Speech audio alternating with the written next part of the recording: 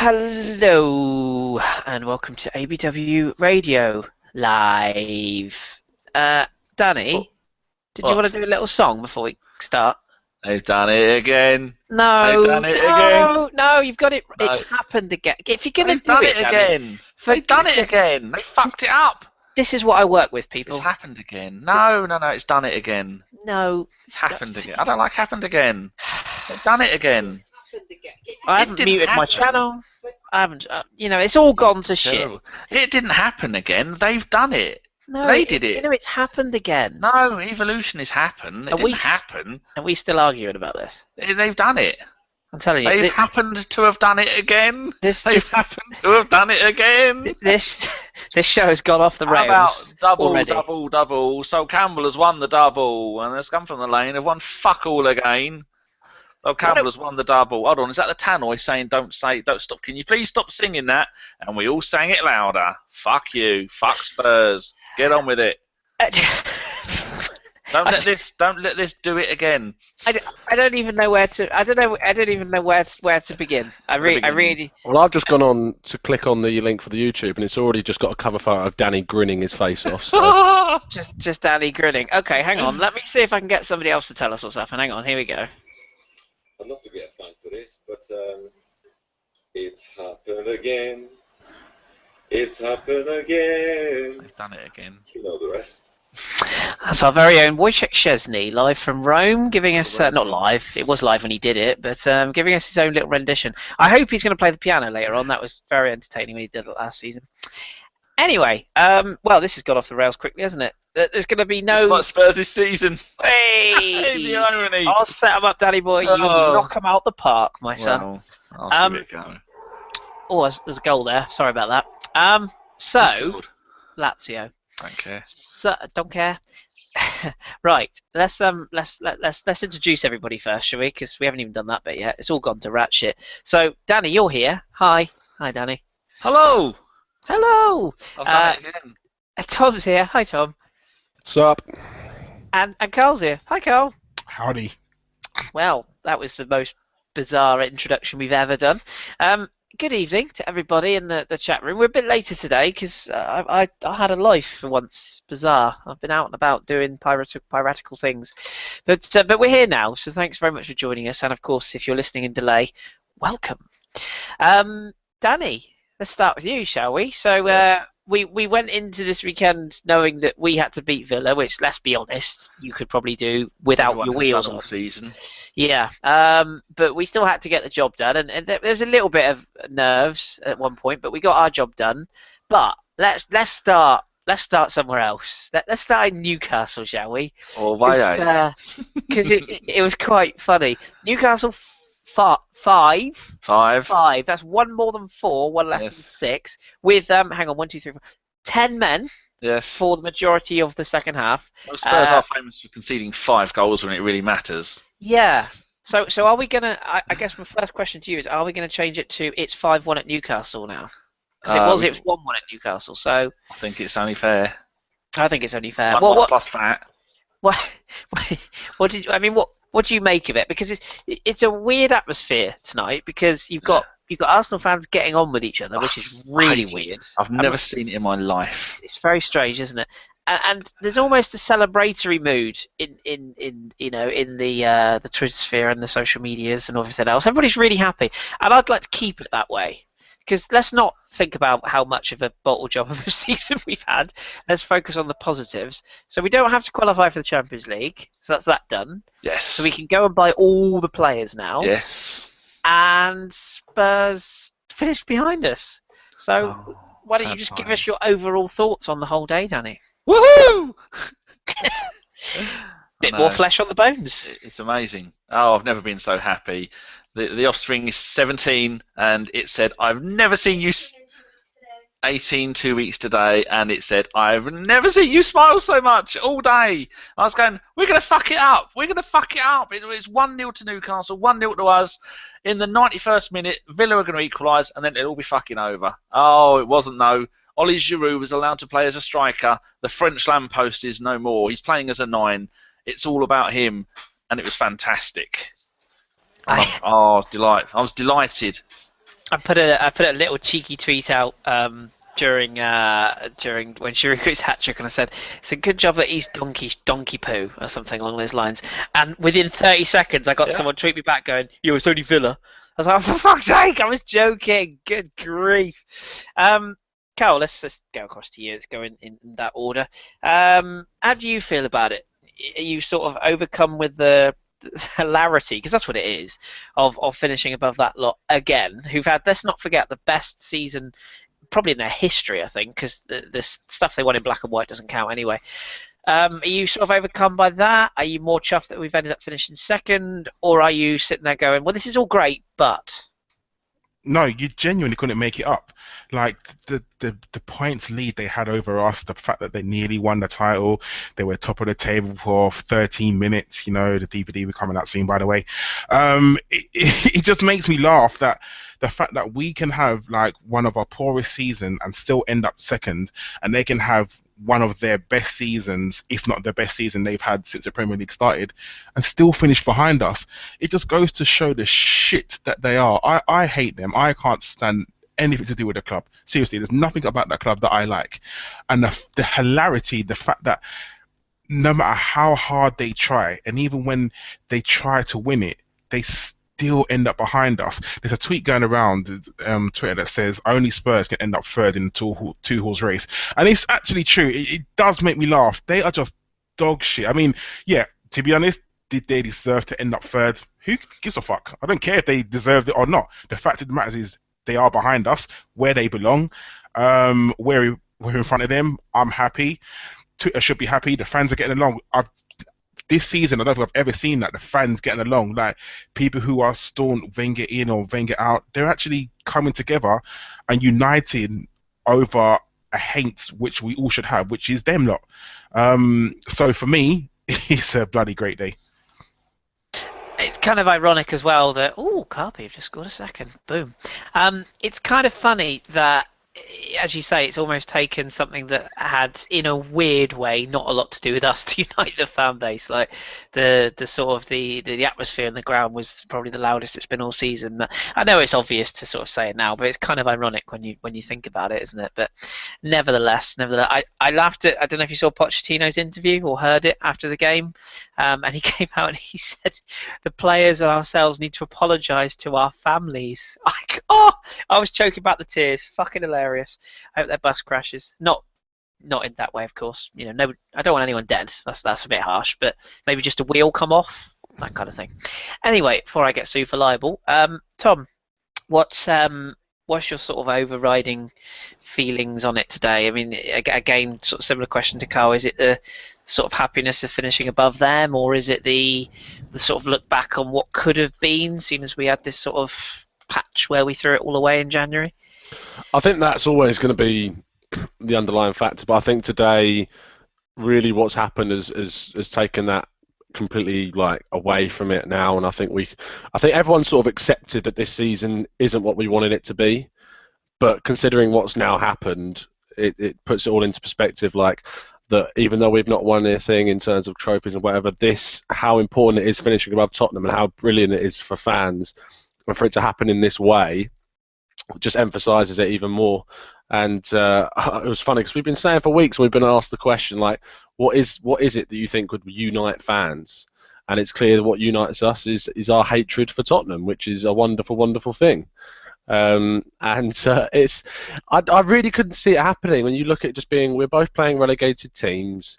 And they're going to a team which have got the awful like sucker punch of it being taken out of their hands in midweek, that this game against Tottenham meant absolutely jack shit to them, and it was nothing, but it didn't mean anything, and all it meant was for them and could go and make the team that they were playing absolutely goddamn miserable, and not even because they wanted to, just because they could, and they did.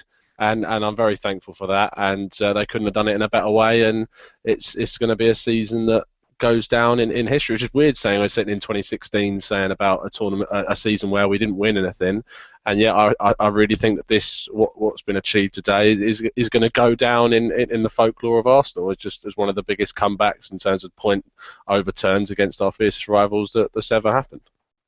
It's funny, isn't it, Danny? That something I have to ask you, and I know the chat box are keen to know, and I'm sure the authorities are keen to know. Did you shit in the lasagna? No, I'm off the gluten now, so it would have been quite seeable. My dinner is here though, but yeah, I'm leaving it in its pot because I shall continue doing the show. I'm not. I'm eating mine.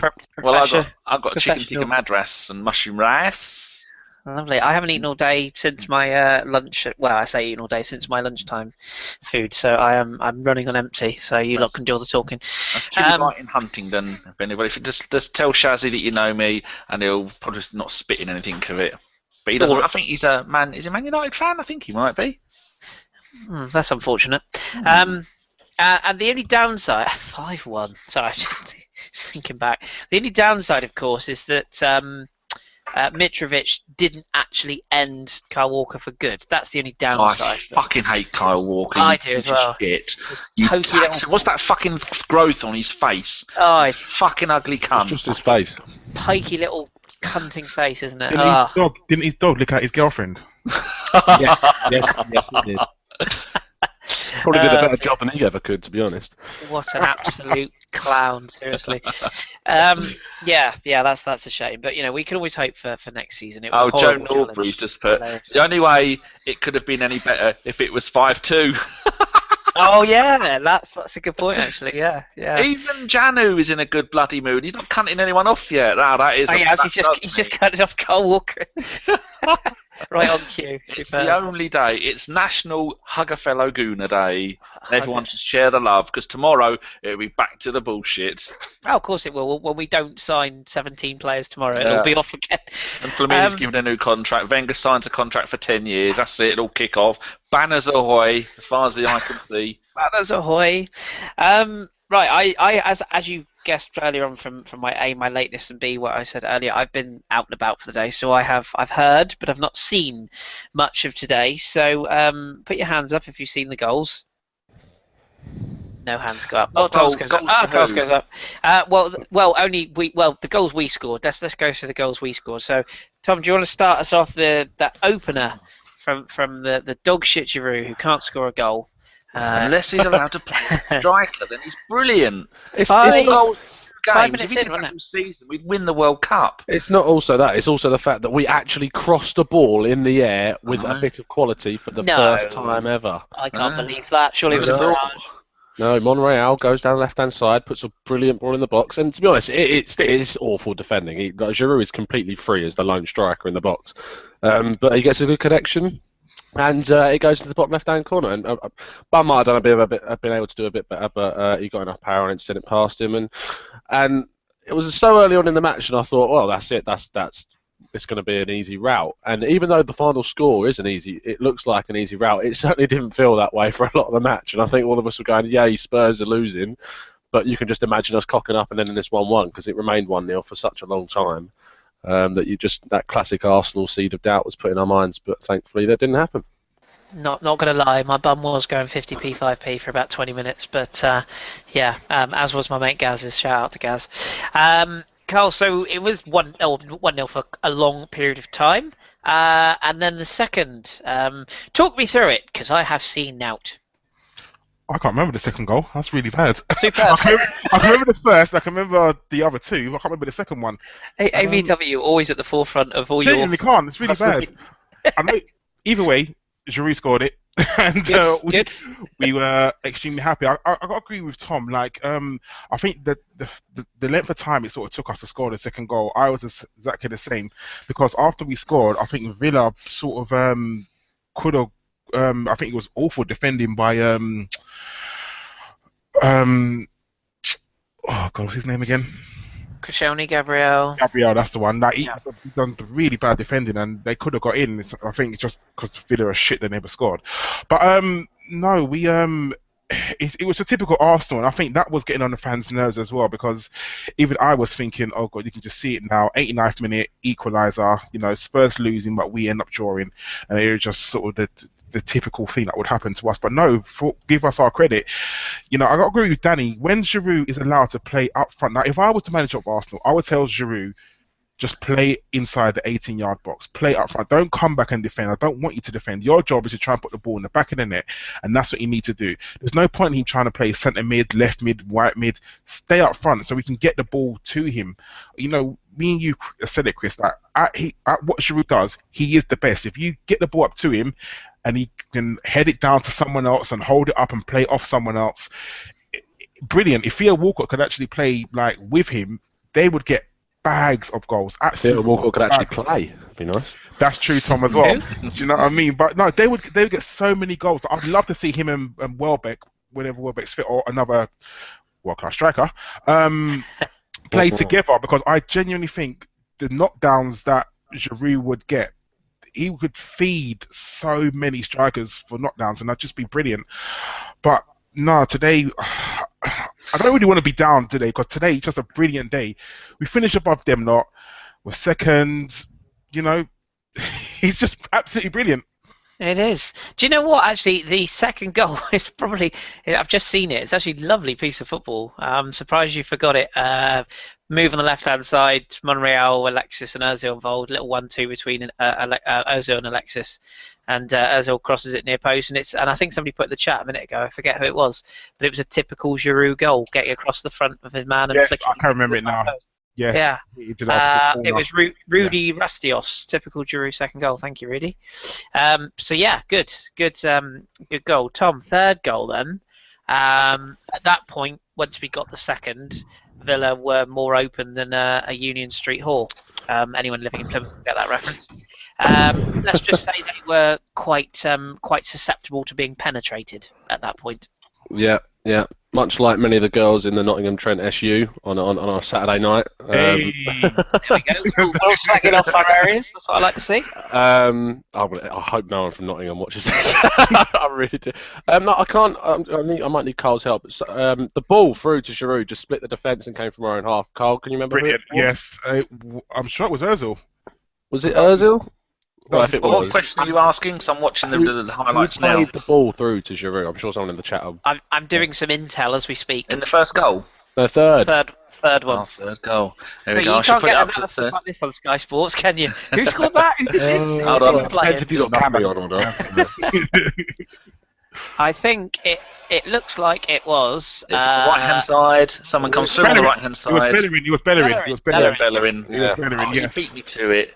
Sorry. Wonderful zigzaggy Yes. ball straight through the middle of the It was defence. brilliant pass. Yeah. Best pass he's ever played, to be honest. And and it went through Giroud, and Giroud did the business, which is something that he's not known for just being on the edge on his own in the box on a one-on-one. We don't normally see him in that situation because he's normally vying for the ball or competing with another player. So it's nice to know that he's got it in his locker. I remember my first Arsenal game was Arsenal against Coventry in the Capital One Cup a few years ago, and it was Giroud's first goal he ever got for Arsenal, and he just dinked it over the Coventry goalkeeper into the bottom right-hand corner. And I can't remember another time where he was one-on-one with the keeper, and it's just not a situation you think of Giroud being in. So he's not allowed to, is he? Because if he's one-on-one with the keeper, he's got to pass it. Yeah, so he did well to finish, and that made it 3. So can't complain. Happy days. A couple of people, J Deeps put in the chat, did you even watch the match? I'm already saying I didn't. These three. I did. I was no too busy excuse. shouting and screaming, going, ah! These three have got no excuse whatsoever. I'm going to do some shameless plugging now. If you think Spurs are shit, give us a thumbs up. I want at least 100 thumbs up now. Get millions. Oh, cheap plug. It's got to be done. Right. Okay. So, Danny, the third goal, fourth goal. Sorry. Yeah. Now it's not going to be given to our beautiful Lego head man, but What's this all about? Steve saying he's bald. He's not bald, is he? no, it's just because his hair is obviously very. So perfect. I'm sorry, but no one's got real hair that perfect. No, I do. it is. I'll It give is him a very. box. It is Me very and Donald Lego. Trump do. Yeah. But Danny, do you want to? I mean, we'll transition into the players that we've probably seen for the last time today. Yeah. Oh, look at that! All the people are doing thumbs up in the chat. You got to click the thumbs up in the YouTube video, boys and girls. Thank you, though. That's lovely. Look at that symmetry. Look, loads of thumbs up. Love it. Bless them. Yeah, Danny, a word Yes. for our departing captain. I was genuinely touched, not in that way, by Not some again. of this. Hey. Not again. 70s all over again. The police are still looking for me. No, I was genuinely touched by both his program notes, the applause he got. It's the thing is, it's not his fault that his body essentially has failed on him, and it's not his fault that he was relied upon in a period of time where we really probably should have got additional cover. He said in But the summer, he's- didn't he? I'm not going to sign that contract until I am Until I'm fit. fit. And then he got got injured, fit, yeah. and then got injured again. It's not his fault. He sacrificed his career, took a wage cut to come to Arsenal, played in a position that he'd never played in forever. And for Everton, he was their number 10. And he went from being a number 10 to a holding, maybe even slightly defensive midfielder. That's how much did you listen to the Talk Sport thing with him, Hector Bellerin, and Gaikia Mendieta, hosted by Wallaga? Oh, Guillaume Balaguer. that's him, bless you. Did you hear that interview? I haven't yet, but it's on my It's list. of things fantastic. to He was saying do. that he was he applied to play for England, and England said no, and he was going to take him to court over it, and then he decided, there might still be a chance for me to play for Spain, and then he went, we just give up in the end. What a lovely, lovely man. And the tears on the pitch as well as he was coming off, I thought that was genuine. I think somebody just put, Josh just put in the chat box there. You can tell he loves the club. I genuinely think, Tom, I'll get your views on this. If we let him go to Man City, I mean, I say if we let him go.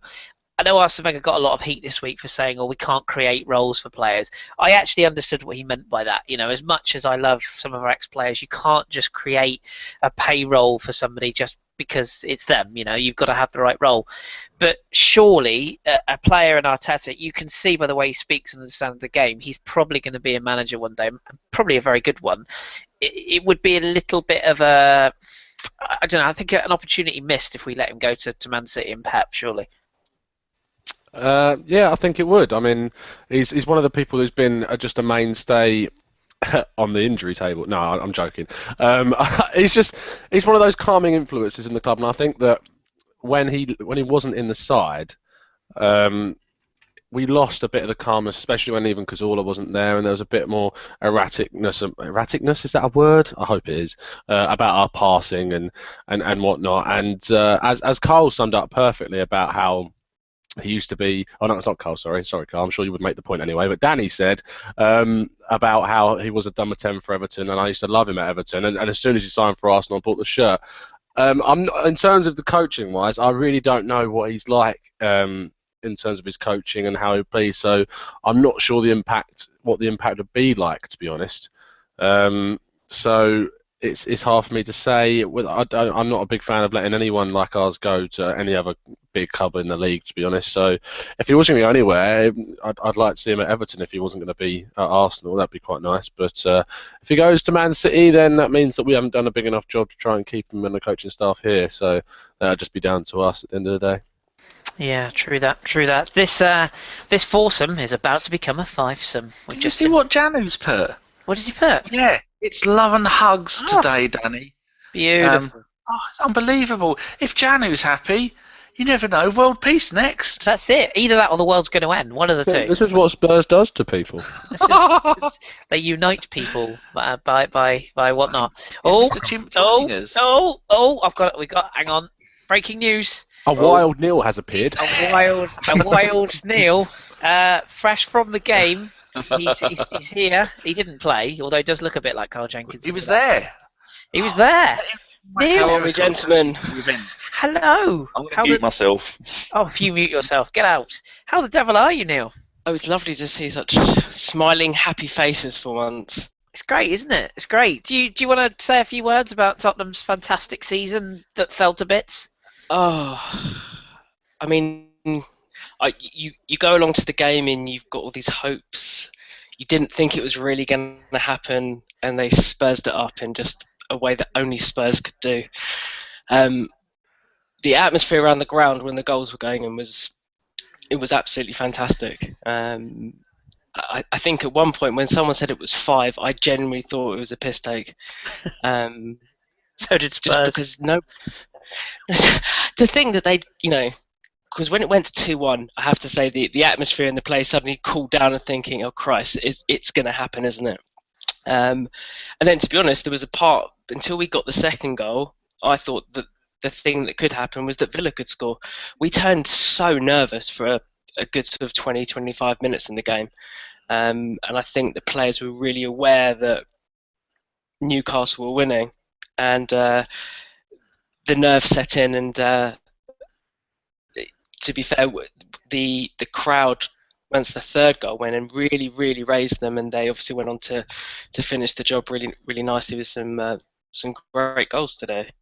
Yeah, absolutely. I want to ask you, just being in the ground today, it's a bit of a false atmosphere, and what I mean by that is in the extent that obviously we were all united behind the fact that Spurs did what they did and the fact we got that second. So I don't expect this to solve world peace in the Arsenal fan base, but question to you is, having been in the ground, what was people's sort of mindset? Was it almost like, okay, season's not been great, there's been a lot of infighting, but hey, let's go and enjoy our summer, new signings potentially on the horizon? Was there sort of a sense that you got from people that you sat with that let's get ready and go again? I think in the ground there's a few things. I don't know if you how much if they showed any of it on TV, but when they did their lap of appreciation, the ground was pretty much full, and I don't think that would have been the case had Spurs won. Yeah, very true, very true. I don't think that the ground stays full if we hadn't have sort of grabbed second place today. Everybody knows that Leicester had won the title for a couple of weeks now, so I think that sort of the fact that we haven't won it has almost settled amongst the fan base, and I think because Spurs capitulated in the way they did, I think it's brought an enjoyment factor today, and it was almost carnival-like, the fact that we'd, scored a second, then a third, and then fourth, and if we had gone on, we would have scored 6, 7, 8, 9 in that mood. Everybody, I think, I get the impression from speaking to people, is Wenger's going to stay. Everyone is not saying resigned to it. People understand that he's going to stay, and I think that he's probably got himself out of jail today a little bit. He's finished above everybody bar Leicester. Yeah. And it's a freak season. We know that, and as he'll tell you, we did our job against Leicester. We beat them twice, and I think the supporters, apart from some people who will remain nameless, who have certain agendas, I think people were just settling for the fact that he's going to be there. Let's go again. Let's give him one more chance. Is he going to go and spend some money? Is he going to bring in what we actually need? Because there's some really good players there. I mean, Alexis today was back to his very best in parts of the game. I think people were fearing that Giroud scored a hat-trick, so that's enough for Arsene to say, he's going to be our main man again next year. But I almost get the impression that he's almost resigned to the fact that if he's going to keep his job and he's going to stay here, he needs to go and spend some money and add to the squad. And I think that he's had to change his thinking, and I wonder if he has done it. I mean, we'll see moving forward, but I get the impression that he might have done. Yeah. So, and Josh just making the point in the chat. Actually, I think in his post-match interview, he came out with some quotes of saying that he'd like to add 3 players. I don't think you read too much into that, because he says every summer that he'd like to add if the right quality comes up. So it's not really anything out of the norm. But I think this summer, as much as any, I can't remember the last summer that we actively let go of a large group of players, and that seems to have happened this year, because even the Rosicky and Arteta ones were not really official until today, were they? So they've gone. But Carl, let's transition back into players that are going to leave us. Thomas Rosicky, the little Mozart himself. I'm sad to see him go. Excuse me. I know a lot of people have sort of been a bit critical, saying, "Oh, he's not a legend. He spent all this time injured," but what a player, and it's almost criminal that we never really got to see the best of him because of these injuries that hampered him. But what an amazing player to watch, and what a career he could have had. Do you want to say a few words about Thomas as he departs? Yeah, it's a bit sad. Like for me, he was the sort of player that we always needed. He wasn't scared to take a shot from outside the box, which, you know, in an Arsenal squad of this sort of age is very rare. He could hit a ball and it was brilliant. He's the sort of person that he could start switch from a defense to attack so quickly. I mean, the goal against Spurs, I think, was it 2 seasons ago when he robbed someone on the halfway line and he just ran. That wouldn't happen in the squad. Or like for me, I can't imagine Mesut Ozil doing that. Like just robbing the ball from someone on the halfway line and bearing down on goal because he probably looked left or right for a pass. But it was just like it was brilliant to see Thomas Rosicky do that, and that's what he was like. That's what he was like. And the goal against Spurs, was it 2 seasons ago? Like in the first like 5 minutes where he got the ball and he just shot top corner. That's what I remember him for because that was absolutely brilliant. That's what I wanted to see more of. Very sad that we didn't get to see him like play more. His injury record was atrocious. It really was bad. But when we did need him and when he was on the pitch, like I can't ever imagine him having a bad. I remember him having a bad game. I can't remember thinking to myself, "Oh, he didn't play well." Whenever he played, he performed, and that's what I kind of liked about him. I I think he should have gone last season, if I'm honest, though, because I think keeping him the one more season, we had a clause in his contract that we could extend it. I can't see why Arsene Wenger did that, because I think he played all of 3 games this season, or sorry, took part in 3 games this season. But for what he done while he was with us, I don't think he's a club legend. I think he's a sort of a cult hero, but he will always be remembered because even though he didn't play that much, you still remember him. Yeah, you still always think, oh, Thomas Rosicky would have changed this game. Thomas Rosicky was, the fact that he scored brilliant goals against Spurs as well. He would always be remembered by me. Yeah, well said, well said. And just before I come to you, Tom, as a quick word from our sponsors about Newcastle. They fucking gave everything today. Brilliant, thank you there. That's from Peguzuelo, just letting us know that they were fucking excellent today. Tom, what's your views on there's one other in this trio of people who might be moving on, Mathieu Flamini. It's sort of contrasting reports about what people think. It's all speculation at this stage, but few people are now starting to suggest that maybe he, at the lack of appreciation, I'll get Neil's thoughts in a minute actually because he might have seen this, but he might be staying. He might be sticking around. He gave an excellent quote, I think, pre-game where he said he came to the club, he left on a free, came back to the club, he left on a free, and he's leaving a millionaire. So that's quite a nice quote. But would you be against him getting a 1-year deal if it was strictly as a backup player and maybe somebody to stir Ozil's porridge? It's true. I personally wouldn't be against having Flamini at the club. I'm not against having Flamini at the club. I don't think you can't not really like him. I mean, obviously you're gonna look at the Barcelona game where he gave away that stupid penalty as soon as he came on. But I mean, as a guy, and the 2 goals he scored against Tottenham and this season, and the way that he just comes on and always gets a yellow card and makes me laugh so much. And it's just one of those characters you need in a squad sometimes, not necessarily because they're quality, but because of just the character they bring to the team and what they do in the dressing room. As you make the point, his best mates of Ozil, so if that gets Ozil to stick around, then sure thing. But in terms of if I think he'll stay, of the 3, he's certainly easily the most likely to stay. But I struggle because it makes me feel that maybe he'll stay, and then that stops us bringing in someone who's of more quality. But then it depends on who's even going to come in. So it's a lot of like preempting what's going to happen. Another thing is it takes up a midfielder slot which could be filled with more of a younger player, i.e. Terrell, who's been on loan at Birmingham this season. So you got to think about. I know they're completely different players, but it's another midfield slot when you have to think about it. And I think we can bring in someone in that more deeper lying role. I know we're being linked with Xhaka and Kante and whatnot. So say if you brought those 2 in, I think that if you take out Arteta and Flamini, and you replace them with Kante and Xhaka, and then you replace Rosicky with Terrell.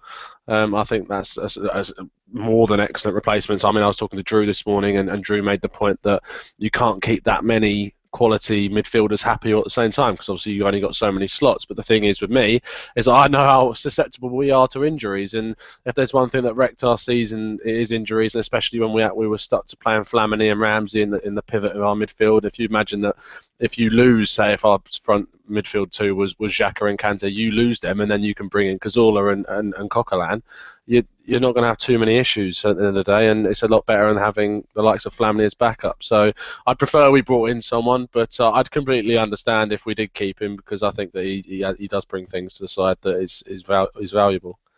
Yeah, and experience as well is one of those things, dressing room and whatnot, with Arteta and Zitsky going out, this big experience gone, and it might be worth him sticking around potentially, but I guess it depends on a lot of things. But Neil, what was again, from your perspective being there, the lap of appreciation?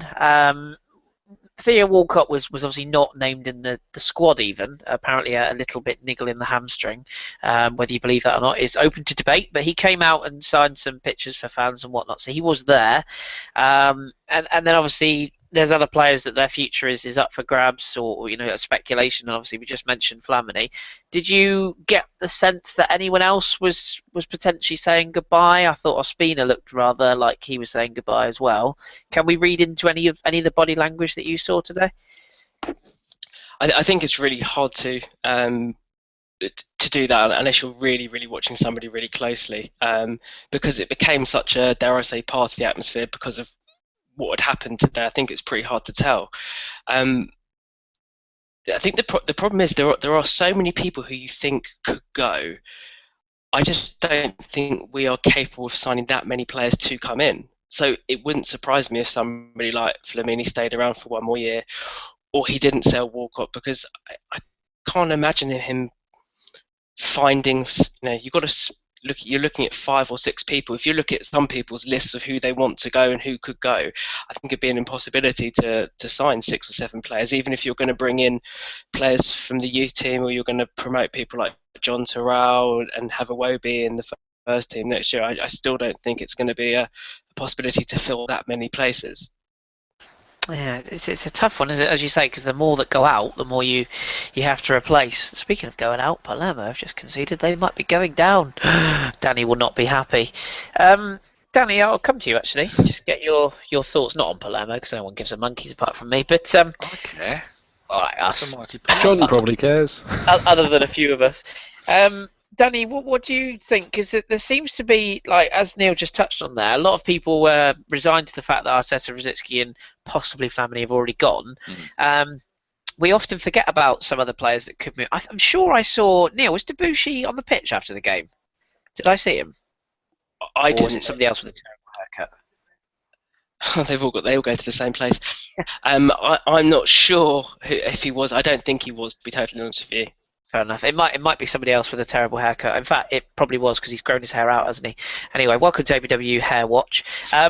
But Danny, do you think that there's a lot of people have forgotten? As I say, Debussy's on loan. It seems set that he will go back to France. In fact, I'm pretty 90% sure he will. He's got 4 different offers from 4 clubs. Joel Campbell's another one that for the sake of his own career, would probably be better off elsewhere. We know about Theo Walcott. Kieran Gibbs, again, for the sake of his career, seems likely to move on. There's even talk that a couple of the goalkeepers could move on. Obviously, Ospina and Martinez will go out on loan. Chesney will go on Chesney loan as well, yeah. Chamberlain maybe. Chamberlain back to France. Spain, I think. I think Ospina went about Everton, but that's another story. Yeah, they do need one. But yeah, I mean, there's a lot of talk. Jenkinson is another one. Do we believe he's good enough? Gnabry's, I've just read my mind, Enrico there. Gnabry's another one. Saka maybe. And there's a lot. There's a lot. And now he'll be back. He's on number 9 next year. But what do you think of the outs and ins? Because I don't know whether you agree with this, but it seems to me a little bit like Arsene Wenger is sort of sat there casually going, you know what? I'll probably spend a bit of money this year. I think I'll get a couple of players in. Whether that's the hope that kills, I don't know.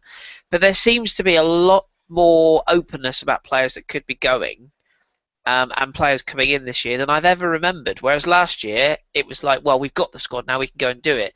This year, it feels like a lot have got to move on. So can you foresee quite a busy ins and outs some of this year? I'd say, including the odd youth player, I reckon we can see the best part of 10 players going. Whether it be on loan or whether it be sold, but they need to go. I think Wenger will look back at last summer and realise if he'd have bought more than just Petr Cech, the league would have back in been front, ours. Danny. What? Sorry, Palermo back in front. Yeah. Oh, get in there, you beautiful pink bastards. Enzo Maresca, he's about 50 years old. Carry on. They need Dybala back.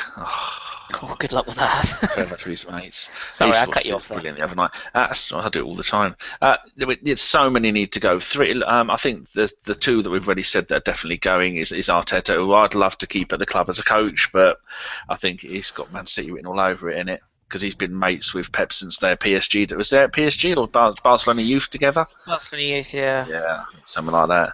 Oh, it was Pochettino that he was at PSG with, wasn't it? That's right. Yeah. Ah, When he there was you go. long hair. It's all Yeah. in there somewhere. So those two are going. Yeah, Sanogo's got to go. He's got to realise that he fucked up last summer. He should have bought. If he'd have bought a striker, another centre back, a holding midfielder, and maybe a left-sided player. Those four, we'd have won the league we'd have won it by February, March. I mean, we managed to beat the best team in the league, which is Leicester. We beat them home and away. And how many teams are going to do that? And well, only one other team beat them. And how often does it happen that one team beats the champions home and away, and then, well, obviously they're not champions themselves, are they? Because they can't both be champions. But it's just annoying, and I think the amount of frustration and anger, I think it's actually affected him this season in the press conferences and the way he's been doing interviews, and he has been a little bit snappy, hasn't he, in interviews, because he knows he fucked up and he knows he can't do it again. And if he wants to leave this club on a high, it's got to be with the title. And with all those, we're going to get a head start next season of maybe 2 to 3 months as new managers bed in, because you've got chaos at Man United and Man City. That's not going to be an easy job there, because we've seen there are a load of bottlers. They're even more bottlers than what our players are at times. So we've got a 2-month head start, which is best part of 10 games while all the other teams settle in. And then luckily, hopefully, Liverpool are going to be in the Champions League. They're going to win the UEFA Cup on Wednesday, and then they'll be in the Champions League, because I don't fancy playing, been in the Premier League against a Liverpool side that have virtually no European football, because they don't have to take the UEFA Cup seriously, do they? No. And remember what they were like when they didn't have European football? They nearly won the league. Yeah, true So that. the sooner the better that happens, but he has to spend, doesn't he? He has to spend big, and he has to get the right players in. Yeah, and the good thing, of course, is obviously with the Euros coming up, the fact we don't have to qualify for the Champions League, which is great. Manchester City, of course, will have to. So that's going to be, you'd expect them to qualify, but more to the point, it's going to screw their pre-season. So you've got a new manager coming in with all new coaching staff, and Many players to get. So much dead weight in that club. There's got to be at least 10 or 12 players out at City, and then they've got to bed in new ones. So let's hope they're a car crash. I wouldn't trust Louis van Gaal with my car keys, let alone a football club. Louis van Gaal's army. Klopp, I think Klopp can go one of two ways. It'll either end in a massive shit shower, or he'll actually get something right. I think it's very much split down the middle. And I think Jeff Arsenal made this point on our pod this week, and I know a lot of people went, "Oh, Jeff's doing the Arsenal just next year," but I think he made the point on our pod this week that, maybe next year is actually the perfect chance. We were all saying this year, maybe with so many other teams with massive changes, maybe we've got the less of all the clubs that needs to change. Some would argue differently, of course, but it'd be interesting to see. Sorry, Go on now. going to jump in on you there, Chris. And I don't want to make this like a massive transfer show, but I think that the few players that he's going to bring in, I think they need to be a real certain type of player. And I know we've discussed this in the past, but I think it's so apparent that we've got such a lack of leaders and leadership on that pitch that we really need some people who've got a set of bollocks, who are going to come in and grab that team by the short and curlies, and when they do something wrong, bollock them, shout a bit, do the Flamini pointing with some real venom. But we need some real leaders, and there's no point bringing in the same nice players that we have, because we all know that the Aaron Ramseys are lovely boys, and they're too nice. And I know that sort of annoys people when you hear sort of some of the pundits talking about it, but there is a truth to it. Yeah. See, Neil, my issue would be Arsene Wenger doesn't like them sort of players. If he did, Ibrahimovic, like he's on a free, you would say to him, but I don't see Arsene Wenger liking players that would challenge him. Players that will go to him and say, "Boss, this is not working." Like, imagine Theo Walcott kept playing over and over and over again, and Joel Campbell weren't getting in the games. It needed someone to go to him and say, "Stop playing Theo, start playing Joel Campbell." But I can't see anyone sort of. Oh, Arsene Wenger doesn't like players that challenge him. I mean, that's got to be one of the reasons why Vieira is not at the club. I mean, we don't know what sort of went on between him and Vieira, but surely Vieira should be a coach at our club, and it's because he sort of challenged him. Yeah, I mean, I totally agree with what you're saying, Carl. The only thing I would say about that is he had that, and we had that in our side in the past. So I don't know at what point he decided that he was going to change things, because we had Vieira. I mean, look at some of the players we've had. I know on Alan Davis always likes to talk about you need certain amounts to go in the tunnel, but we had people like Lauren and Petit and Vieira. These were real winners and hard. And I can't remember who it was recently, but even Ray Partler, he's a tough boy. But I remember somebody was saying recently that once they got onto the pitch, they would make their own decisions. Don't worry about what the manager said, but they would make their own decisions. So we need that Vieira type, and you're probably right that's exactly why Vieira isn't at the club now, because for whatever reason, Wenger has changed his ways, and he wants to have this Barcelona type team and squad, but that doesn't work in the Premier League. No. Just before I'm going to come to Tom in a second, because I just want to ask him about something else about the youth. Just before I do, Neil, here's a bit of a loaded question, but our captain has just left. Is there a certain spiky number 10 that might end up with an armband next season? There's a spiky number 10 who thought last year that at the end of this season that they would have the armband, yeah. Whether or not that's going to happen, I don't know, because our number 10 hasn't played that much football this year. No. But let's say he certainly feels that he's in the... Say he has a good Euros. Would you easily see it happening? I could. And if for nothing else, just because he knows the club and bleeds the club. And I wonder if the club will go in that direction. I think the club needs that player-fan link again. Like Tony Adams, that's why Jack Wilshere is my favourite player at the club. Exactly why. Yeah, you can tell when Jack Wilshere's on the pitch. Whatever people think of his injury record, etc. I think that kid. I mean, he properly bleeds Arsenal, doesn't he? And that goal he nearly scored today. Oh, acrobatic! It's like watching Spider-Man. Brilliant. It was. I wouldn't be against it, I must admit. I know some people don't like his off-the-field stuff, and I've got to be honest, I think he's a massive scapegoat. I think the way his personality is, I think he gets labelled for a lot of things that simply don't happen because he's an easy person to pick on. And I think that's... I think he's... I think if the manager's looking for a player to drag people up, I think potentially he could be that one. And don't forget, Xhaka is captain of Borussia Mönchengladbach if that deal gets done. And I'm also a great believer that you don't need an armband to order people around. You really don't. But we'll wait and see. No, you don't. But it's the character you need. And the thing is that not everybody wants to have that armband. Jack wants the armband. That is the difference. And he wants to wear it. If I could just make the point, Tom I mean, doesn't think so. No, no, it's not that. It's something. It's related. It's just like I don't think an armband. It's not. It's hard to think of it counting as much when you look at our history. I mean, there was a point where I think we had something like 8 national team captains in our team. We have Vermaelen, who was the Belgian captain. Ramsey was at the time was the Welsh captain, and I think we had Park Chu-young, who was the Korean captain, and you can name me more. But even at that time, it never felt like we had leaders on the pitch. So it's ironic you see the amount of leaders we've had in terms of a national level, and that hasn't transpired into the pitch. I mean, you can look at Ramsey and say you had the captain actually taken off of him and given to someone like Williams, who actually is a leader on the pitch at Wales. So it'll be interesting to see who will get captaincy. Whether it will be Jack is my opinion on it's a bit. Because he doesn't play a lot of football, though, you can argue that Arteta hasn't played anything this season, and he's meant to be our captain. So it's hard. But Kristen, you make the point perfectly about you don't need to have the armband to be a leader on the pitch, and I think that's something that we've lacked for years now. Yeah, agreed. It will be interesting, and whether it will just get handed straight down to Mertesacker by logic, that would be the other one. But we shall see. Tom, just quickly, I just want to get your thoughts on. We did touch on it briefly, but the youth policy. Obviously, we don't know who's going to come in first team esque, but there's a lot of players that the club think an awful lot of right now. When you look at the likes of Danny, get ready, Iwobi, Zelalem. No. See, I even queued him up, and he didn't. I know. Danny, I had Not to just take replying over. to a WhatsApp. no, we're moving on without you. You're fired. No. Actually, today I went to Sexy Frank and Sharon's christening for little baby Lily, and there was a Rangers fan there. Frank's sister is she's married to a Rangers fan, and me and the offspring were there. And then he said, "Oh, how are you doing?" I went, "All right." He's still a Rangers fan. He went, "Yeah." I said to the offspring, "Say the word." He said, "What word?" I said, "Begins with a Z." And he went.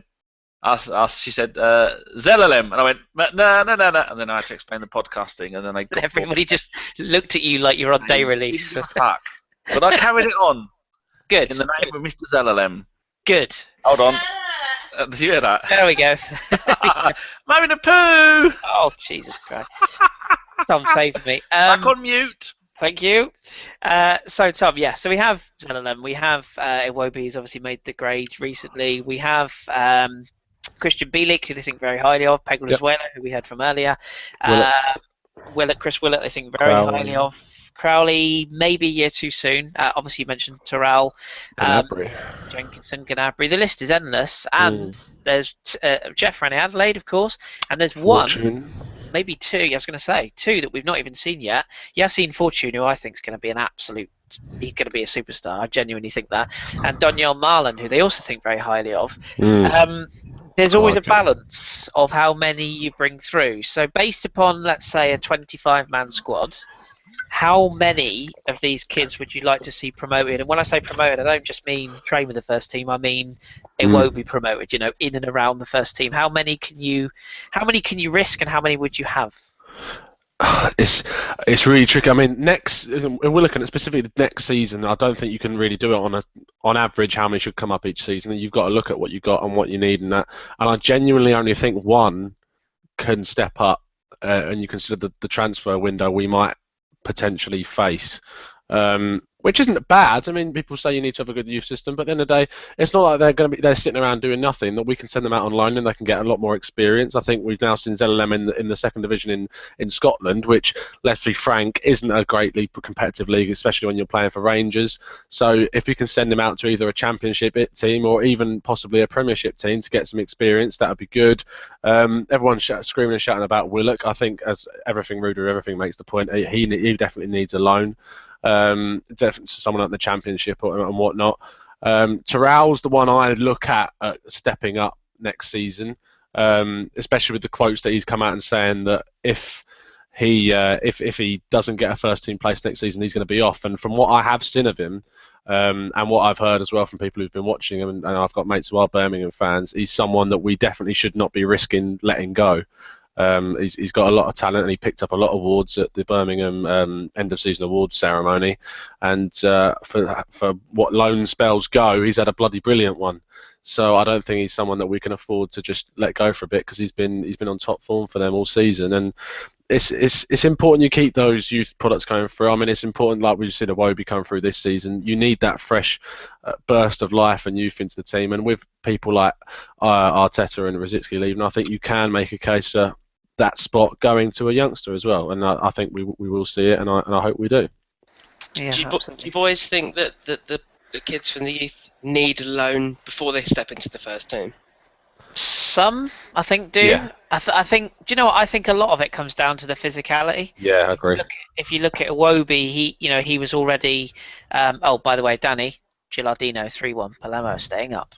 Get in here, you beautiful pink swines. I think the physicality. If you look at, for example, when Jack Wilshere went to Bolton, he was quite a young, stringy teenager, and he came back and he bulked up. Oxlade-Chamberlain didn't, and he spent basically 2 years bulking up. Zelalem, I think, was sent out to Rangers very much to toughen him up, so to speak. So yeah, I just think that I think some players will benefit from a loan, and when we're talking about a Chris Willock, for example, I would worry that his frame is maybe not right for Premier League yet, whereas Torrell, who's been down in the Championship and has earned that sort of stripe to play, probably would be. But So he was the one I was thinking of because he looks to be a genuine talent, but the step up to me looks way too great with his frame. I mean, Super Dan Crowley had a problem, didn't he? yeah, He just couldn't deal with the physicality with Barnsley, and it's not that he's not a good footballer because he's got two super feet and he's a really talented boy, but he hasn't. I know that the club think that he hasn't grown, and that's that way and that way. If that makes any sense, I'm looking at height and strength. yeah, I think you're right, and I guess we're not really going to know until we see them in pre-season, or we get an opportunity to see them in action. And the trouble is that when you see them in pre-season, you get the Jeff Rennie Adelaide effect. He has a good half of football, and everyone says, "Oh, he's amazing," and it's like, and what was the lad at Reece Oxford at West Ham's another one, wasn't he? One brilliant game. We didn't see him for the rest of the season, so We're still being linked to him for 8 million. He's gone from defensive midfield to centre back now. He's only 12. 8 million quid. Behave yourself. it's a lot of money. Do you think there's a case to argue that at Arsenal we struggle to actually improve the physicality of our youth players? Because I mean, I'm looking back at some of the players we've brought in and then let go. I'm looking at like the Swedish guy we had, Olsen, that was let go. We had Thomas Eisfeld, who went off to Fulham, I think, in the end, someone like that. Yeah. They were both, and Yanaris as well is another one I'm thinking of. They're both, even though they're all midfielders, were quite lanky in their frame. They didn't really build on their strength. And now Bielik's come in, and we said he's been given time at centre back to beef up. But even looking at him more recently, I have not seen an improvement in his physical stature as I expected to. And I don't know if that's down to the youth setup or whatever, but for me it's a bit worrying. Danny, make a note, Danny. We need to ask Dom on this. Go on, Neil. No, I think Tom's absolutely right. I mean, the only thing I would suggest is that we're picking these young boys who just aren't growing enough in the nicest possible way. Because I think you have to be a real certain physical specimen to play in the Premier League. Like Tom mentioned, Chris Olsen, when he played against United in the Europa League this season, he was the best player on the pitch given that sort of time, and he's got all the ability in the world, and he can pass the ball. But physically, he couldn't do that in the Premier League every week. So there is obviously a problem somewhere. It's definitely bang on. But you can build muscle, though. You know, there's nothing saying that whoever you are, you can't build muscle. I mean, we did it to Ozil. I mean, when Ozil was out for a while, we made him he came back a bit bulkier. So do you think he chose to do that, though, or do you think he was instructed to do that? Because in my opinion, I think he personally went away and thought, I need to bulk up. Yeah, I think. I mean, either way, yeah, you're probably right, Tom. But either way, it shows that it can be done. So, these are professional athletes, and surely for them to build a bit of muscle shouldn't be that hard for them. And it's the same with if you look at Theo Walcott. I mean, he's still slight of frame, but I mean he's ripped, isn't he? And the only comparison I would use is look at some of the players Man United have brought through this season. I mean, Fosu Mensah is a tall lad, but he's skinny. Rashford is a fairly slight figure. What's the Borthwick Jackson, Tory? He's quite slender in look. So I mean, I suppose even Dele Alli, I don't think he's sorry, hang on, let me stop there. The new Ballon d'Or award-winning superstar. Oh, here we go. Best footballer as well, Dele Alli. He's not. If you compare him. Hello. Hi, Danny. I'm Dele Alli. Hello. Oh, hello. Wave goodbye to the Premier League title and second place. Suspended. I've got to go. Bye. But I mean, if you look at him, he's come on physically, but if you compare him to, say, the slack-jawed Mong they play up front, he's very much a different stature. He's just big in the shoulders, but he's still got that slight frame to be able to move in and out of players. So, I mean, I don't know, but I say it's probably one I'd ask Dom. But I mean, he's learned his trade in sort of the Championship, hasn't he? So yeah, he's used to that physical sort of aspect of the game. Whereas when we get in these sort of kids from Europe, they're not used to the English physical league. Yeah, it's tough. I mean, I genuinely think it's going to be an interesting summer, whether that be ins, outs, or moves all about. There's going to be a lot going on. Okay, a couple of more minutes to go. We'll take some questions in a second. So perhaps if you want to start whacking those in the chat box, and a few of my crew will dig out a few. We'll probably be off by past, so to get them in now. Final question I just want to ask you all, keep it to a very short answer so we can get these questions in. The Euros, it's a bit of a weird question, but Danny, I'll start with you. If we're going to sign players, do you want us to get the business done before the Euros? And what I mean by the business is all the major signings. Do you want them all done by the Euros, or are you happy to get one, maybe two done, and then shop around for who is the next superstar? Well, which would you prefer? We saw that the perfect example would be James Rodriguez. Before the World Cup, he was just most people could have got him for maybe 20, 25 million, something like that, maybe a little bit more. Tom will know better. After the World Cup, player of the World Cup, absolutely stunning. Real Madrid gave all of the money they own, and they had to buy and resell their own ground, the training ground, 30 times to get the money for him, and it hasn't really turned out for him, I don't think. Isn't there rumours that he's maybe on the move? So Yeah. that's why I want to get it all done now. I'd rather pay the money now for the player that we want. And if there's a player that's 20 million, then he's not really going to. If he has a terrible tournament, he's not going to go down to 15 million, is he? But he has a good tournament, he's going to be bloody brilliant, and he's going to cost a load more money. So get them all in now, get them all ready. So for pre-season training, and I don't want anybody bought on September the 1st when it's too bloody late to get them into the squad. Anybody we buy must be ready to go on the pre-season tournament. I think they're going to is it Australia, America. So, yeah. They're going to Sydney. I thought it was Australia. Yeah. I think it's both, isn't it? We're playing that US All Stars game. I know that much, but yeah, I think it might be I know Australia. they're going to Sydney. That's one of the first places they're going. Yes. So they're going to be away. Get them now. Get them soon. Get them now. Carl, going down the line, do you concur? Is there anything different to add to that? I think tomorrow morning he should be making phone calls. Genuinely, I do. Like, he's got nothing else to do. I know he usually does a bit of co-commentary during international tournaments, and with it being in France, he probably will be working for French TV. But no, tomorrow he should be on the phone to whatever club, or sending the faxes, I think is still done these days, to ask these clubs, look, what's the availability of X player? I personally think he needs to bring in a marquee signing before the Euros start, because when you do that, it kind of shows other players, oh, okay, Arsenal have bought X player, so they're kind of serious. They're on sort of, building the squad for next season. So that's what I think he needs to do. Whether that will be the Xhaka, the Lacazette, I don't know, whoever he's going to buy. I do think before the Euros he needs to make one marquee signing, and during the Euros he's not going to make any signings. That's for sure. He's going to do it after the Euros is finished. But just like Danny said, people's prices are gonna inflate so much if you have a good tournament. That's why I'd love him to just announce tomorrow we sign 1, 2, 3 players. I'd love it. Yeah, just to go on what Danny said, genuinely, if you have a good tournament, you might as well add another 10, 15 million onto your price tag. Absolutely. And just very quickly, Neil, I know you've got to go because you've got places to be and you've got sources to tap. So just before you go, quick word from you and you can shoot off. Do you think the same? Yeah. I don't want to. I think we should know who we want by now. I don't think we should be going to a tournament like that and thinking, oh, he looks good and shiny and new, let's have him. We should know who we're after. He should know by now, after what he's seen this season, who is required. And I'm quite the El Neni signing did sort of take us back a little bit this season, because I think we've got a really good footballer there. I agree.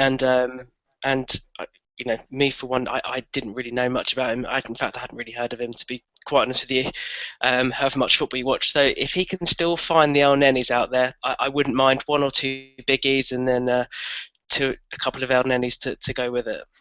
Fair point. And just before you go, 2 one-word answers. 1, do you expect us to be busy this summer?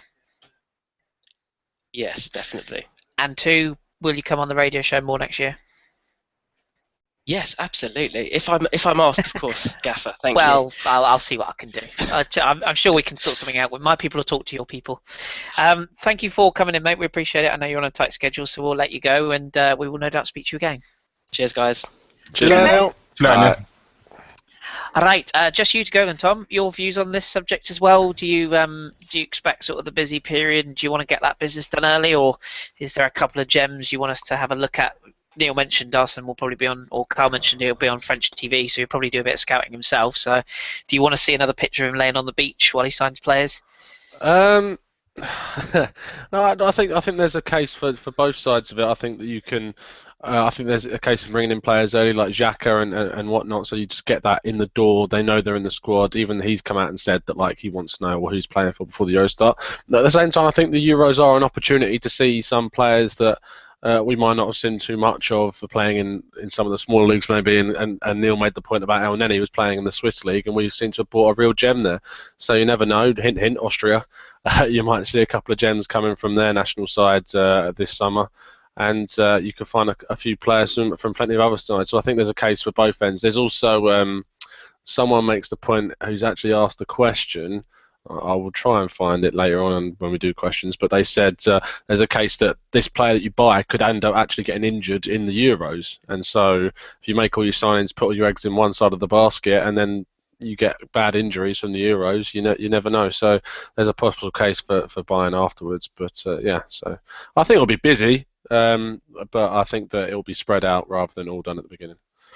Absolutely. Danny, I know you want to have your dinner, so we'll rattle through some questions and then you can go. All right. Miroslav Klose has just scored on his Lazio farewell. God bless him. Right, let's have a look at some questions then. The first one was... scrolly. Nick Chelsea, should we shoot less? Yes, I think that's the way forward. And Anuj Chandra, what do you think of shit? Clearly Tottenham. Hey, here's one. Hey, Danny, you can have this one. You've been very quiet. Everything, read everything. What is a good loan season for a player? So, because you obviously do Loan Watch, which I love, so keep it going. But he says, for e.g. Patrick Bamford, success in the Championship, and now he's failing because he hasn't been given chances at Norwich or Chelsea, for that matter. Didn't he go to Crystal Palace straight away, and then they changed the loan to Norwich? Yeah, they never played him, Pardew. And of course, Akpom, who's been average at Hull. So, what do you think? Average at Hull, yeah. Well, Hayden's been good at spells, but what do you think makes a good loan? The most important thing is I'd have it in the agreement that if he's fit, he plays every single game, doesn't get subbed off, because I'm not letting you have one of our academy players unless you guarantee me first team football for my player. Otherwise, we're taking him back, because a lot of the time we pay their wages, and occasionally, like the month for Debuchy and for like Podolski when he went, and Szczesny, there will be a fee that the club, they'll pay all of the wages, and they'll pay us. I think Inter Milan paid us about £700,000 to get Podolski on loan for that half a season. That's usually about a going rate, about £750,000 for a decent player. But there's no point, like you recently sent Stefan O'Connor to York City in the fourth tier of English football, who was second bottom of the league. Absolutely bloody pointless them doing that. And then Shazzy just asked me how the curry was. I haven't eaten it yet. There's a text, he won't hear me. And then Super Dan Super Dan Crowley, it's lovely to see Neil say that. He went to Barnsley in the third tier, and Barnsley went, he's not going to fit in the style of football we play. I mean, that manager was rubbish. They sacked that manager because they were near the bottom, and the new manager was taking them to the playoff final. So maybe he should have stayed, but that was another one that didn't work. And the way that Zelalem... Thank you very much. Has been at Rangers, was really good. He started all the games, got injured, and then had to work his way back into the team. That was a really good loan. The way that Zach Hayden and Apcom, I can't even remember the wrong way to say it. Akpom. So it's Apcom then, thank you. They started off the season quite well, playing a lot, faded through the season. Towards the end of the season, neither of them have really been playing much, because I don't think they're going to make it there. But then you have players like Afobe, who went out on loan a few times, didn't really do much, so we got rid of him. And he scored loads of goals for the youth, and then he's gone to Wolves and done brilliantly, and now he's gone to Bournemouth, started brilliantly, then got injured. So the first thing is plenty of games, and then at a team that is going to be competitive in that league. There's no point. Like, who's the bloke? Glenn Kamara? Yeah. Played one game for us, I think, maybe in the League Cup, and he went on loan to Southend. not even playing for them. What's the absolute point in him being there if he's maybe getting the odd game on a bench? I mean, if you're going to be involved in a top Premier League team like Jack when he went to Bolton, that's the perfect loan. Like when Ramsey was coming back from injury, he went on loan to Forest and he went back to Cardiff. Both brilliant. One to get his fitness and the other one to make him happy. That's what we need to do. Not enough of that gets done. We have some disastrous, pointless loans over the years. A thorough answer, I like it. And Danny, just before I leave you, we've got 2 more quick questions left. Firstly, it's an Italian loving. Toto Di Natale has just scored in his final Udinese appearance as well. 100 years old. God bless him. And Danny, you Yes. look in the little chat box there. There's a player that I think we should go after. He plays for Angers. Do you want to just give that one a go there? Oh, Billy. Yeah. Well, what's his Okay. second name again? Telephone. Get to the follow home phone. Is it Good. Kekio Fonfone? Yeah, that's good enough. I yeah. can say Borussia Mönchengladbach all day long. Bless you. Yes, thank you. Keo Umfamfone, yeah. And I don't really think we should sign him. I yeah. just love his name. It's brilliant. A boomerang. That's as far as I'll go. Any longer than a boomerang, and I'm not having it. You're done. Yeah. Right. 2 more questions, then we're gonna shoot off. Tom, you can have this one. Dan Cronin, friend of the show. Well, they're all friends of the show. We're all friends here. Should Jack play in the Euros, and how many players should we sign on the last day? Christ, I don't want to leave it to that late. Should he? No. Will he? Yeah. That's basically what I think will happen. Should he? I know he wants to, but I think he needs to get a proper summer's just like rest. I know we've been talking about him saying he has been resting a lot because of his injury and getting back to full fitness. But if he has a full summer of just working plainly on his fitness without having to play a game and hit pre-season and work his way up back into some regular form and playing with his Arsenal teammates, I think that's the best thing for him because if he goes off to England and gets another injury because he's rushed himself again, I think it's just all that work he's put into it is pointless. But I think he will go after the Euros. Roy was at the game today and he knows he's an excellent footballer and he's good for the England team. He showed that in the game he played against Slovenia and many other games where he got man of the match. So I think he'll go. And then the other question of how many players will we sign on the final day? I don't think we'll sign anyone on the final day because I think we should have got our business done way before that. So I don't think we're worrying about that. No, agreed. Danny, But it is Arsenal. It is Arsenal. I'm not picking on you, Danny. I love you, really. Without you, none of this would be possible. Final You set question. up, Stanley, it would all be completely possible and I'd have eaten my curry. Well, there's Shit. that. We'll be gone shortly. Oh, look! Dean Stanley's in the chat. Everybody, that's the Everton fan who I took to the Champions League final because all my wanky Arsenal mates wouldn't come with me. I knew what was going to happen. Hello, Dean. Hello, I won't Dean. repeat what I shouted to him. I saw him going to the school to pick his boy up, and I shouted something very abusive out the window about Liverpool fans. He's an Everton fan. Yeah, please don't. No. We'll be taken off the air if that's even possible on YouTube. Disgusting. Carl, final question. Guto Lara. Guto, Xhaka, Poor Kante, or both? I don't You got know a friend. because I haven't seen enough of him to make a judgment. I'm not one of these people who can say, "Oh yeah, I've been watching him for ages." I don't know. I know Kante, and I know Kante is very, very good. I don't know enough of how Xhaka plays. I think the question actually should have been: is it Xhaka and Kante, or both? So one or the other, or both. I think that's what it meant. What it was meant to say. No, I don't think we can have both because we overrun with centre mids. So I think it's got to be one or the other if we were going to go for one, because he's still got El Nene, he's still got Coquelin, he's still got Jack, he's still got Santi, he's still got Aaron. So for me, we're kind of overrun with centre mids, and we're only going to play. You can only play 2 at a time. So for me, you can only have one of them. I disagree. I think we'll get both. Yeah, I think do. we get two. I think we get two, and I think there's more. I think there's more to this Kante story than meets the eye. In fact, there's quite a lot going around in France at the moment that I've read tonight that apparently he has chosen us as his preferred destination. I have a question. I've got a question for both of you. Kante plays well in a team that sort of doesn't have possession. Yeah. So if we dominate, do we know how he passes? Do we know what he's like, sort of in a team that dominates possession? His passing stats are very good. I know that much. Because he doesn't have to do it a lot. Yeah, that's true. And his interceptions are very good, which is the one thing that made Coquelin and El Nene good, isn't it? Making those interceptions. So I think, to answer that question, I think what they'll do if they get him is I think they'll actually employ him as essentially all you've got to do, mate, is go and win the ball back. I don't think they'll require him to pass. I actually think we might change our style next year and have one deep line playmaker like a Santi or a Ramsey, and then play a guy next to him. And I think you'll even get maybe a rotation between certain games. So Xhaka, I think, is prime made for a Stoke away, to use the cliche.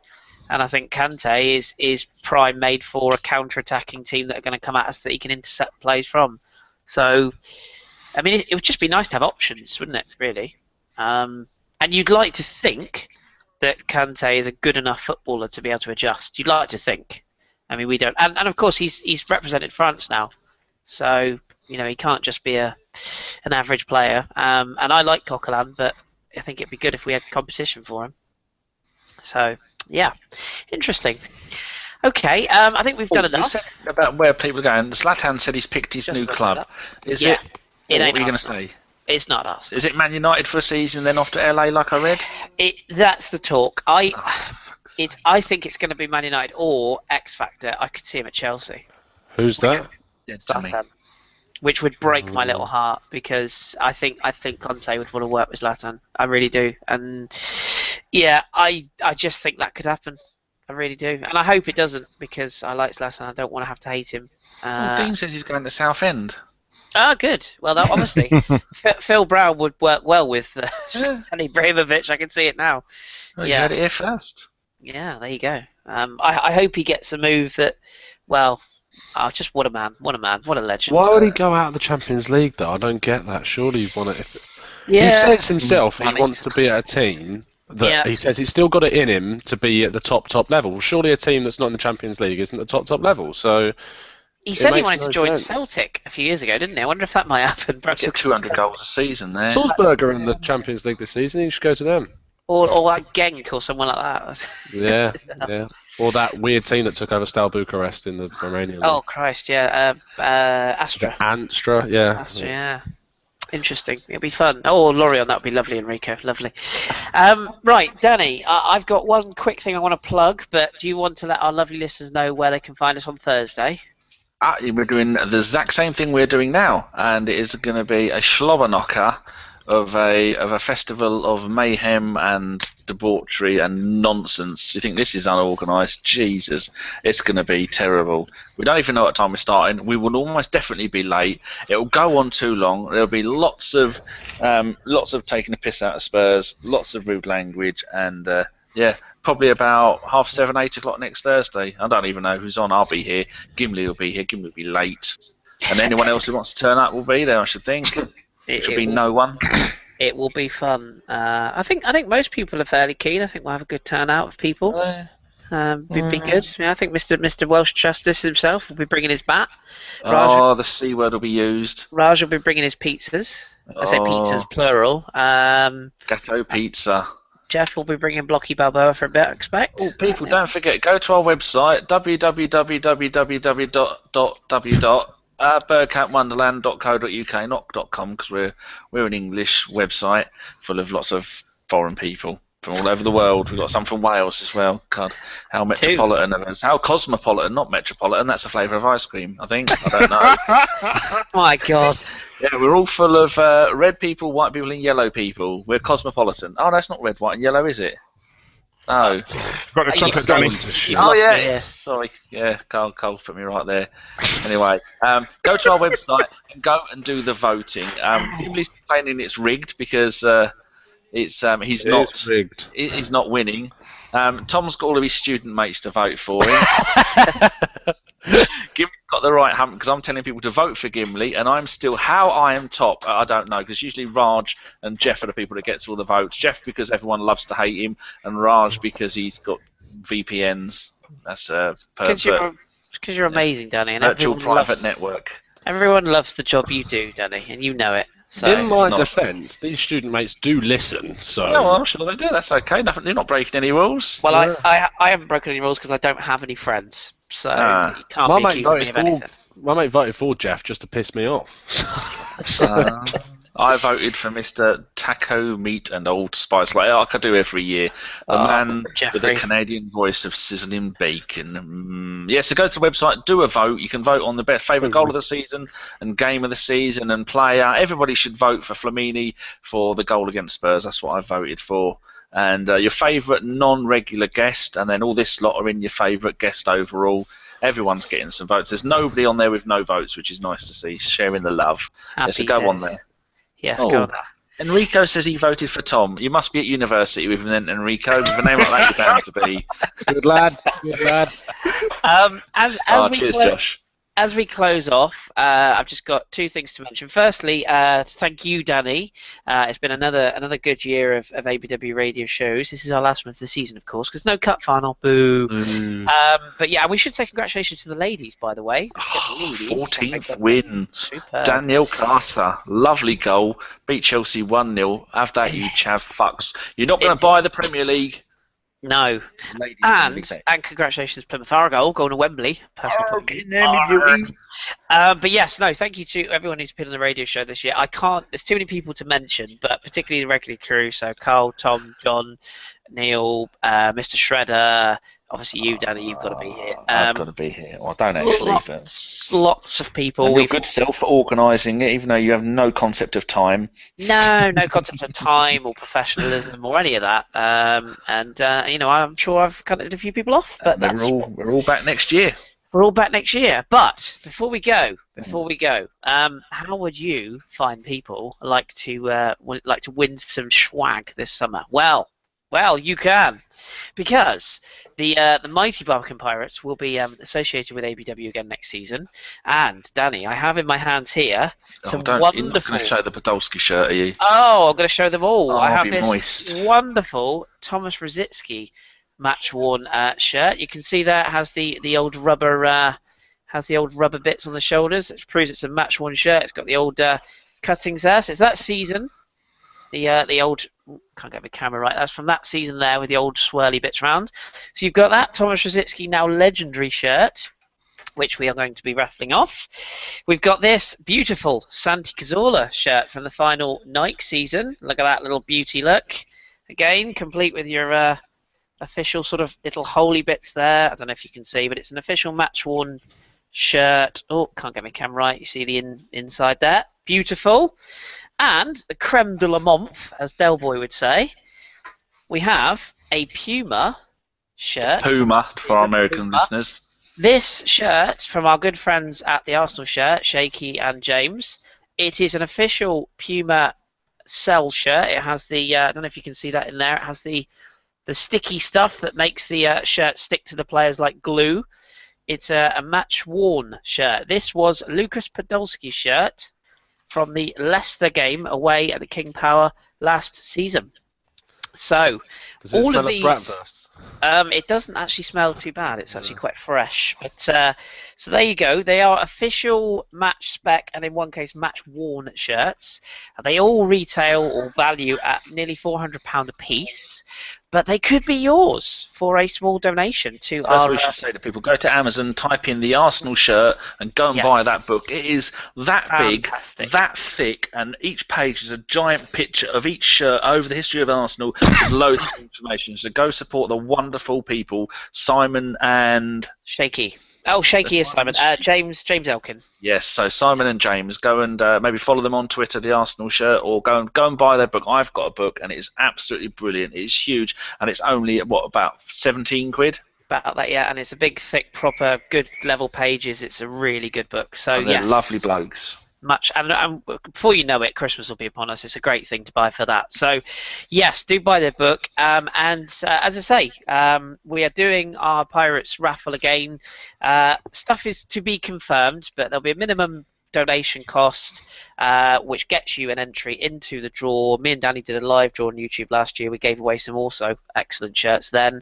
And for a minimum donation, you could be the proud owner of that shirt. And all the money, Danny, you can back me on this, goes towards keeping our club afloat. We're a Sunday league. I thought it went on beard oil. It does occasionally. And prostitutes and And, pasties. and McDonald's. But no, we're a Sunday League team. We're a grassroots team. We're down here in Plymouth. We don't get any funding from anything other than 2 sponsors, which is not a lot. And we're just raising funds to keeping our club going. And in exchange, we give you some wonderful shirts to win. So if you have any interest, either tweet me or at Barbie Pirates FC, or you can go to our website, which is barbicanpiratesfc.com/donate. The page needs a little bit of work, but I have updated it fairly recently, so you can see the shirts there. And if anybody wants to buy a Barbican Pirates shirt, you can have your name and choice of number on the back. You and can. the ABW logo, we sponsor the front of the shirts, at least we did the last 2 seasons. If you lot dig deep enough, then he'll put the sponsor on our sponsor in the front of the shirt again, I think, maybe. Possibly. I will, or even in worst case scenario, it will go on any fan shirt. So if anybody wants one, I can personalise it however. Bargain prices as well. And we got new kits next year, so don't buy an old kit. Wait for the new kit. New kits next year. But yes, so if that's of an interest to any of you guys, please do get involved. And please, don't give us any more than you can afford. We appreciate it, but please don't give us thousands of pounds and leave. But that is for the Barbican Pirates team. That is not for the podcast. The podcast will be opening donations in the next week or so, but we're giving you nothing. Nothing other than our time. Podcasting joy. We have got a few things like our mate Akib gave us a few books to give away. Some bloke sent us a few Spanish and Italian signed shirts. Can't say they're originals or not because we don't know. And who is it? Will's in LSU in America. He won the main prize last year, and it was too much to post. Will Stafford, and he won the main prize, and it was too much to post. He went, just get Jeff Arsenal to unblock me and keep the stuff and give it away next year. So loads of stuff. Oh, and Jason Davies gave us an Arsenal shirt as well. Yes, he did. Yeah, he did. Absolutely. Of Welsh justice. There's still blood on it from the last escapade. Beautiful. Kit Kats ahoy. So yes, so that's it. So and if you're listening to this, obviously on the podcast, and you couldn't see those beautiful pictures of those shirts I just held up, they're on my Twitter account. I'll pin a tweet at some point, but more pictures will be to follow. Right, that is it. Thank you, Tom. Thank you, Carl. Thank you, Danny, and thank you to Neil, who's obviously had to leave us early. Appreciate your time as usual, gentlemen. It's been a long season. It's been a season of many ups, many downs, probably more downs than ups in truth. But hey, what a way to finish it. Let's just remind ourselves, Newcastle 5, Tottenham 1, Arsenal finish in second place. And I'll just ask you all together as one, what do we think of Tottenham? Shit. What do we think of shit? Tottenham. This has been ABW Radio. Keep it Arsenal. Enjoy your summer. Enjoy your Euros. And we will be back in your ears before you know it. Ta-ta.